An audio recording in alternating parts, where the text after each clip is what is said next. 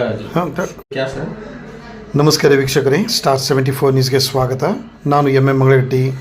ಧಾರವಾಡ ಜಿಲ್ಲೆ ಮರಿವಾಡ ಗ್ರಾಮದ ಸಮೀಪ ವಾಯುವ್ಯ ಕರ್ನಾಟಕ ರಸ್ತೆ ಸಾರಿಗೆ ಸಂಸ್ಥೆಯ ಬಸ್ ಪಲ್ಟಿಯಾಗಿ ಭೀಕರ ಅಪಘಾತ ಸಂಭವಿಸಿದೆ.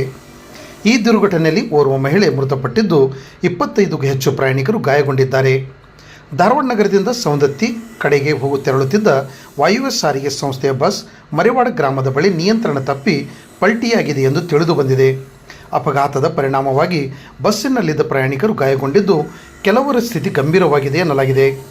ಗಾಯಾಳುಗಳನ್ನು ತಕ್ಷಣವೇ ಆಂಬ್ಯುಲೆನ್ಸ್ ಮೂಲಕ ಧಾರವಾಡದ ಜಿಲ್ಲಾ ಸಿವಿಲ್ ಆಸ್ಪತ್ರೆಗೆ ರವಾನಿಸಲಾಗಿದ್ದು ಚಿಕಿತ್ಸೆ ಮುಂದುವರೆದಿದೆ.